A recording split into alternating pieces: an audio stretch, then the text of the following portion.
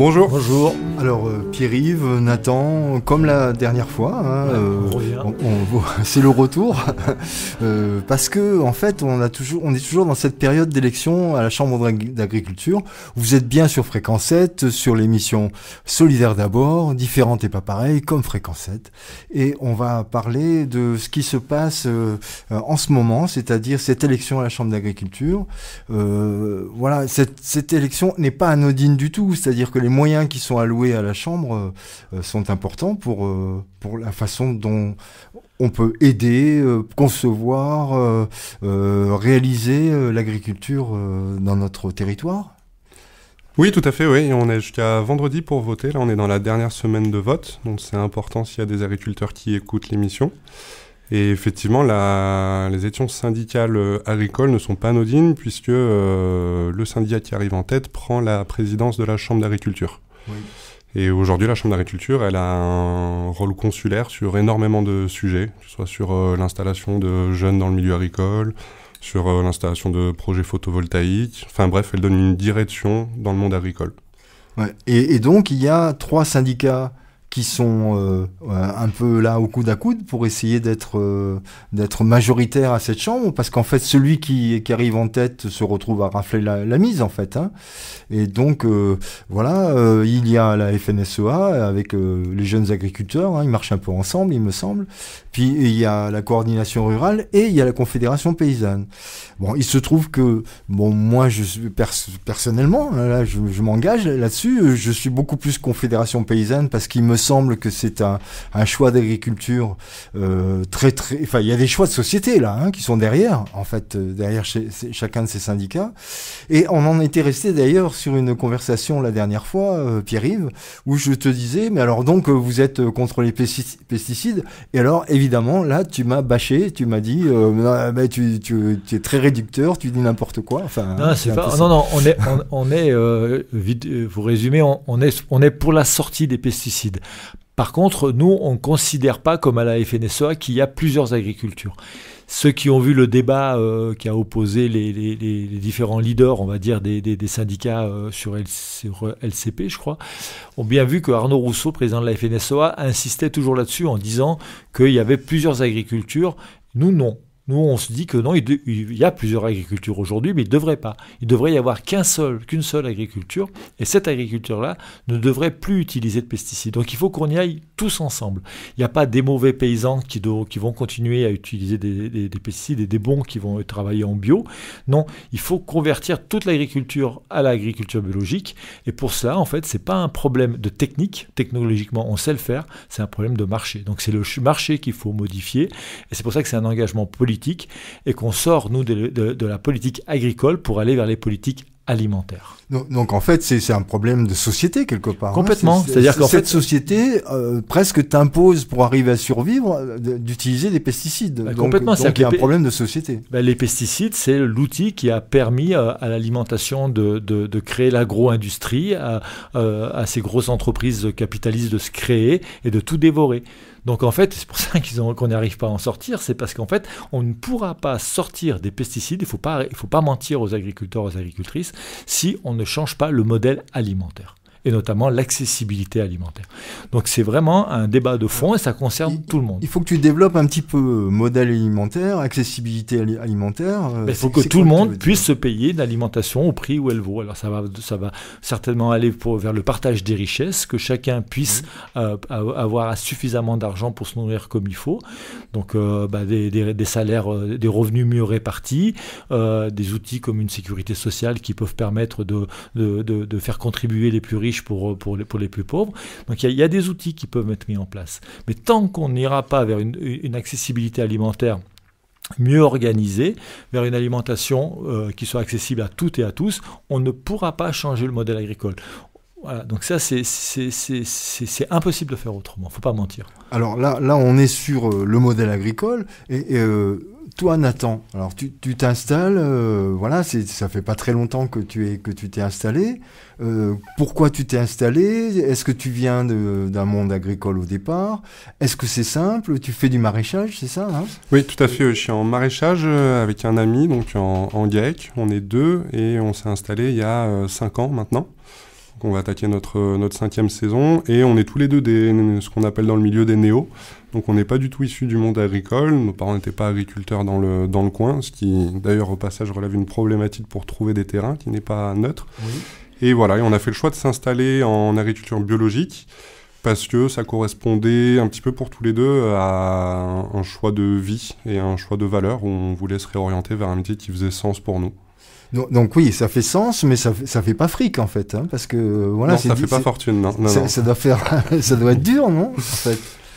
Oui, c'est dur. Oui, c'est dur. Après, j'ai vraiment compris le sens du métier passion, dans le sens où effectivement aujourd'hui c'est pas un salaire qui me rémunère, c'est une passion, puisque du coup on est encore passionné par notre métier. Mais effectivement, c'est compliqué d'en vivre. Je pense qu'il y a peu de secteurs qui sont épargnés dans l'agricole, mais tout ce qui est végétal est bien plus dur dans certains domaines, quoi. Oui, d'accord. Donc voilà, aujourd'hui on est donc en 5e année. On est installé sur 2 hectares et on se tire pas un SMIC chacun jusqu'à présent. Ouais, d'accord. Et c'est dur, tu bosses beaucoup, je sais pas.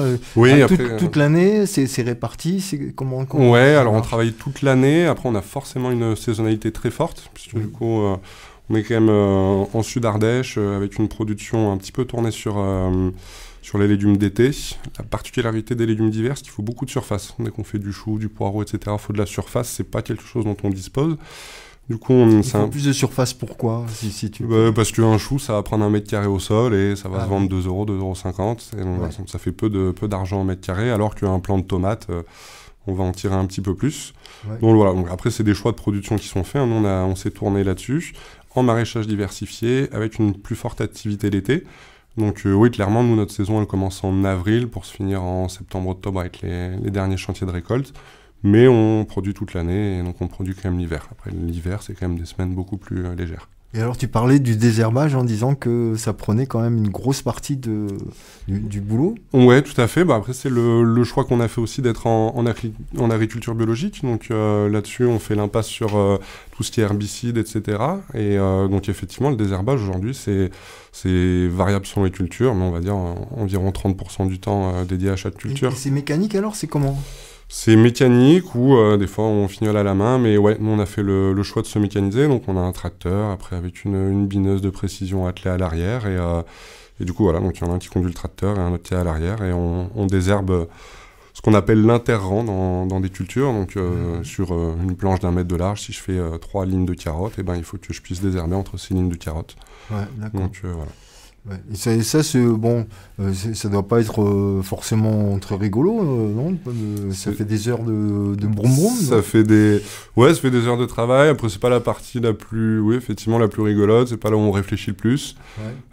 Voilà. Mais bon, il y a un petit côté méditatif que je retrouve là-dedans où on pose un peu le cerveau de côté et on désherbe.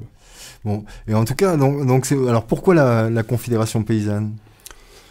Pourquoi la Confédération paysanne ? Parce que c'est le syndicat dans lequel je me retrouvais le plus. Donc, bon, après, je vais pas mentir, j'ai toujours été plutôt d'affiliation de gauche, on va dire.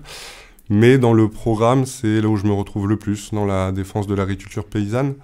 Puisque je pense qu'aujourd'hui, c'est important de retrouver un échelon local dans la production de notre alimentation. Et ça, c'est indéniable quand on voit qu'en France, on importe 40% des légumes, 60% des fruits. Ça pose quand même des questions et on se dit c'est quand même étonnant qu'on ne soit pas capable de reproduire au niveau local et de vendre au niveau local. Parce que là, là, on en discutait juste à l'instant, là, Pierre-Yves, arriver à trouver le bon modèle pour arriver à produire des produits donc qui soient à la fois de qualité, mais qui avec le moins possible d'intrants néfastes, on va dire, pour faire simple. Et puis pas rentrer non plus dans l'autre versant, là, ce que tu nous expliquais. Il y a des gens qui te parlent d'agroécologie, mais comme Julien de Normandie, par exemple. Et là, on pourrait se retrouver dans un modèle qui partirait vraiment très très loin aussi du vivant, en fait. En fait, d'aller vers une agroécologie, c'est une donnée. C'est-à-dire que c'est l'ONU qui a dit il y a quelques années il faut absolument que l'agriculture soit plus écologique parce que on utilise trop de pesticides, on détruit le vivant et puis aussi on participe gentiment aux émissions de gaz à effet de serre parce qu'on a une agriculture très très mécanisée. Et du coup, l'actuel président de la République, dans sa loi d'orientation agricole de son premier quinquennat, il a trouvé la réponse, c'est le triptyque robotique, génétique et numérique. Et en fait, pour eux, la réponse, elle est là. C'est-à-dire que c'est de se dire, on va en fait avoir une agriculture qui va être très très pointue au niveau technologique et qui pourra utiliser moins de pesticides. Mais cette agriculture-là, elle va certainement au bout d'un moment se déconnecter complètement du vivant. C'est-à-dire qu'on va aller dans une agriculture qui risque pour certains légumes de pousser dans des hangars, même pour de la viande terminée par des viandes de laboratoire. On va se déconnecter complètement du vivant et on aura des résultats, mais pour eux, c'est comme ça. C'est-à-dire qu'en fait, ils considèrent que c'est... en fait, ce bouquin qui a été écrit par Julien de Normandie et Éric Orsonnage, j'ai mangé le nom du livre, mais c'est ce qu'il explique, en fait. C'est-à-dire qu'en fait, on peut faire une agriculture plus écologique, mais on doit absolument avoir une agriculture hyper technologique. Alors que nous, ce qu'on répond, c'est qu'au contraire, on doit avoir une agriculture qui soit très proche du vivant, c'est-à-dire qui travaille avec le vivant, qui s'adapte au vivant, et surtout qui réemploie énormément de gens. Parce qu'il n'y a pas de raison de ne pas mettre des gens dans les terres. Nathan, il ne travaille pas pour... Il l'a dit, il y a tout un tas de gens qui sont passionnés, et la plus grosse difficulté qu'il a, il l'a très bien expliqué, c'est pas son travail, il ne parle pas de son travail, c'est qu'on le met en concurrence avec un maraîcher italien ou un maraîcher d'un autre pays, ou un marocain, qui va pouvoir vendre à des prix beaucoup moins chers, voire même si on fait fi des labels, avec des gens qui travaillent avec de la chimie et qui vont il est impossible de tenir les prix. Donc en fait le problème il n'est pas dans la technologie, on sait produire autrement, simplement il faut mettre en œuvre une politique qui permette, une économie qui permette de produire autrement. Là, on est vraiment au cœur du aussi. Qu'est-ce que ça veut dire agriculture? Est-ce que c'est une production industrielle, hein? Est-ce qu'on est dans une production de produits industriels, ou est-ce qu'on est dans des produits qu'on va manger, quoi, qu'on va partager avec les autres? Enfin, je sais pas. Est-ce que je vais faire bouffer bon, c'est le truc des OGM. On va faire bouffer le bétail avec du blé qui vient de je sais pas où, avec plein d'OGM dedans, et à la sortie la viande qu'on va avoir, est-ce que c'est sérieux, est-ce que c'est renouvelable, enfin je sais pas comment dire. On n'est pas du tout dans un avenir là, qu'on pose. Surtout ce qu'il faut quand même bien avoir en tête, et là j'alerte les auditeurs là-dessus, c'est que quand on mange, on fait rentrer dans notre corps ce qu'on mange. C'est pas un acte anodin. Hein. C'est-à-dire qu'en fait, ça rentre dans notre corps. C'est ce qui va nous nourrir. C'est quand même quelque chose. C'est-à-dire qu'en fait, l'aliment qu'on met dans notre bouche et qui va rentrer dans notre corps, c'est pas rien. C'est quelque chose qu'on donne à notre corps. Donc cet aliment-là, jusqu'à quel point on accepte qu'il soit produit n'importe comment, quoi. Et c'est quand même important d'avoir cette idée-là de ce qu'on met, parce que c'est quand même un acte assez fort de faire entrer dans son corps quelque chose, quoi. Mais on ne sait plus très bien si le truc c'est de manger pas cher, c'est de manger n'importe comment, c'est de manger un truc qui soit très nourrissant mais on s'en fout des conséquences. Voilà, on ne sait plus très bien, ou est-ce que le goût compte encore, est-ce que ce qu'on a produit ça vaut quelque chose ou pas? Parce que au fond, tu parlais tout à l'heure, l'investissement qu'on peut se retrouver à avoir à l'intérieur de l'exploitation agricole, à un moment, on cherche le retour sur investissement finalement. Oui, alors après, en fait, l'agriculture aujourd'hui, elle a eu qu'un seul objectif, c'est de faire des agriculteurs des producteurs de matières premières au plus bas prix. Donc pour tenir les prix bas, tous les Ardéchois l'ont remarqué. Il suffit de promener un peu sur le plateau, on voit que les tracteurs ont grossi. Avant, on travaillait avec des petits tracteurs, puis maintenant, on peut presque plus se croiser sur la grande route. Et donc, en fait, tout ça, il a bien fallu le payer. Donc en fait, aujourd'hui, quand on achète de l'alimentation, on achète pas seulement à manger, on achète aussi le prix du tracteur, le prix du gasoil qui a été mis dans le tracteur, le prix des outils qui sont derrière le tracteur. Donc en fait, on est dans une agriculture qui est complètement capitaliste, c'est-à-dire qu'en fait, qui fonctionne à partir du moment où les producteurs ont des capitaux suffisamment importants. Ce qu'il y a aussi comme inconvénient, c'est la transmissibilité de ces exploitations agricoles qui, au final, reviennent très cher. Oui. Et même sur une transmission familiale, c'est problématique, parce que s'il y a des frères et des sœurs, il faut compenser. Hein. Alors, et si c'est sur une transmission non familiale, qui va avoir les moyens pour commencer à investir des millions d'euros pour produire et ne même pas être sûr de gagner bien sa vie, quoi. Oui, des petites fermes sur le plateau ardéchois sont passées complètement à la trappe maintenant parce que pour pouvoir avoir des round ballers, hein, comme on dit, c'est des round ballers, je sais pas comment on dit vraiment exactement, mais bon, ça veut dire avoir un plancher qui va supporter le passage du tracteur, transportant le machin qui fait 500 kilos quand même. Hein, bon, donc il faut changer les sols, il faut changer, les planchers, il faut changer l'équipement. Mais à tous les niveaux. Et puis en plus, il faut avoir un chargeur, il faut, voilà. Et donc, évidemment, les petits ne peuvent pas s'en sortir. Donc ça veut dire aussi qu'on se retrouve dans le paysage, par exemple, ardéchois, à des endroits où autrefois on faisait des bottes. Tu vois, des bottes qui faisaient 50, 25 de haut, quelque chose comme ça, on peut plus les faire puisque le pré ne s'y prête pas pour pouvoir amener cette grosse artillerie qu'on peut avoir au niveau agricole avec des gros engins. Il passe pas dedans, donc le pré est laissé à volo. Ouais. Enfin, voilà.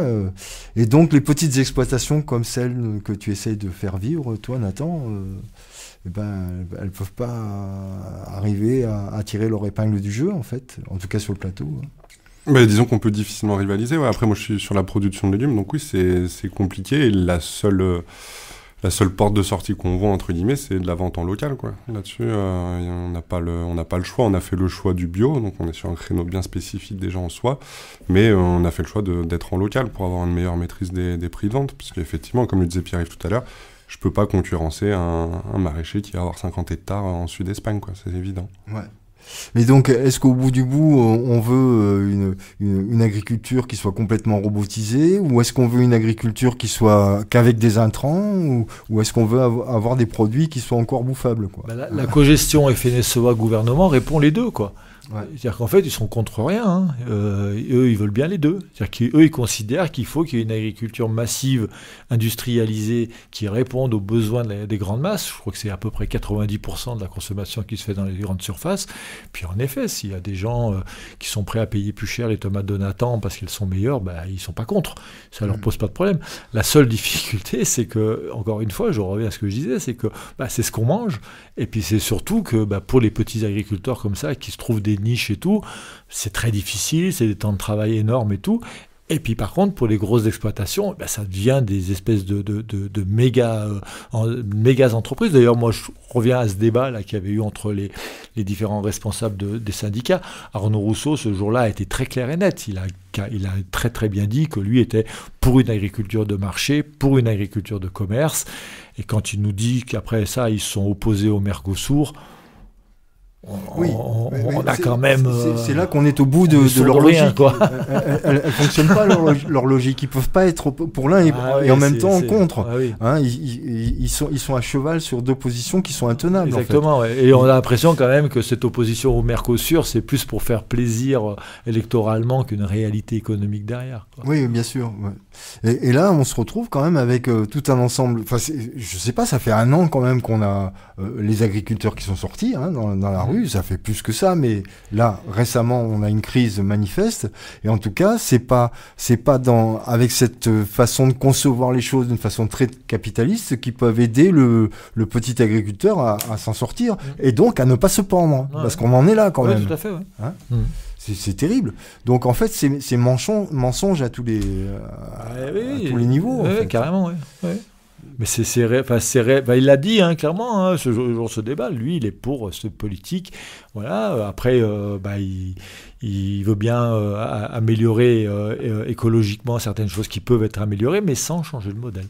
Donc forcément, ce sera limitant, puisqu'on voit bien que le modèle, lui, fonctionne grâce justement à une production massive, et donc grosse production, les rendements, tu sais mieux que moi, les rendements, on peut pas faire des gros rendements quand on fait quand on travaille, quand on utilise peu d'intrants, etc. Quoi.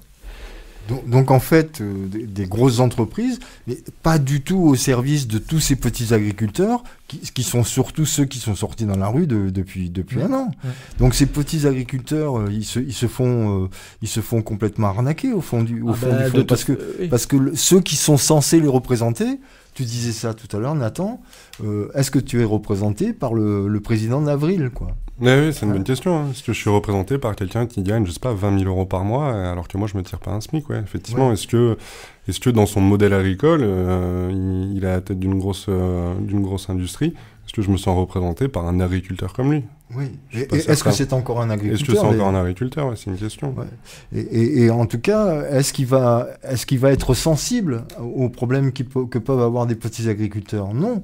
Quelque part, lui, il va mettre en avant la solution qu'il a pu trouver pour lui et celle qui est mise en avant quelque part aussi par les décideurs, je sais pas, par les gouvernements, etc. Alors que nous, là, dans ce qu'on vit, ce qu'on partage, ce qu'on bouffe, comme tu disais, moi, ce que je trouve de plus fou dans ces trucs-là, c'est que ces gens-là, en fait, ils considèrent que c'est ta position dans le marché qui te fait vivre ou pas. Et en fait, cette position dans le marché, c'est-à-dire qu'il faut que tu réussisses à être dans le marché et à être concurrentiel dans un marché. Et à côté de ça, ils se disent aussi des entrepreneurs. Oui. Sauf qu'en fait, je veux dire, ça veut dire quoi entreprendre? Il vaut mieux avoir une entreprise, parce que moi je me considère quelque part comme un entrepreneur, c'est pas un gros mot, hein, je suis à mon compte et tout. Mais ce que je veux dire, c'est que mon entreprise, elle fonctionne parce que justement, il y a un marché qui est sécurisé. Elle marcherait mieux, les entreprises, si les marchés étaient sécurisés. Donc on a tout intérêt à sécuriser les marchés plutôt que d'être dans des marchés de concurrence libre dans lesquels il y a des entrepreneurs. Donc je vois pas en quoi ce mec-là peut en plus se prétendre défenseur des entrepreneurs, puisqu'il leur dit allez-y, entreprenez, par contre si vous vous cassez la gueule, c'est parce que vous n'étiez pas bon dans les marchés. Donc en fait on ne défend pas les entrepreneurs, c'est pas vrai, c'est un mensonge. En fait quand ces politiques ultralibérales disent vouloir défendre ceux qui entreprennent, non, c'est pas vrai, ils défendent ceux qui savent marcher sur les autres, mais pas les entrepreneurs, pas ceux qui entreprennent. Il faudrait au contraire. Moi, chaque fois que je vois quelqu'un qui vient en disant j'ai un projet agricole, j'ai envie de vas-y, jette-toi-y. Mais il faudrait qu'il soit sûr que ça puisse marcher, quoi. Là, on arrive un petit peu au terme donc de l'émission. Donc votez Confédération Paysanne. Réveillez-vous. Si vous voulez encore savoir un minimum ce que vous êtes en train de bouffer, quand même. Ouais. Si vous voulez un minimum savoir que vous permettez à quelqu'un de vivre d'un métier magnifique. Hein, et non pas des espèces de mecs qui foutent un petit peu des intrants, qui utilisent des grosses machines, des drones et même des tracteurs qui sont commandés par satellite. Je sais pas. Voilà. C'est quoi dans quelle terre qu'on habite et dans quelle terre on va proposer à nos enfants aussi quelque part. Il y a quelque chose comme ça.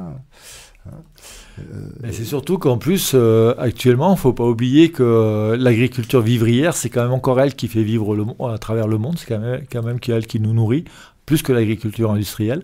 L'agriculture industrielle progresse sans arrêt, mais il y a beaucoup de pays où c'est encore des petits paysans. Oui. Il y a des pays, encore 60% de la population qui sont des petits paysans, qui y arrivent très bien, qui ont des savoir-faire, qui ont des connaissances et tout. Et c'est quelque chose qu'il faut absolument protéger. Et la Confédération paysanne fait partie de la Via Campesina, et la Via Campesina travaille dans ce sens. Et on défend tous les paysans du monde entier.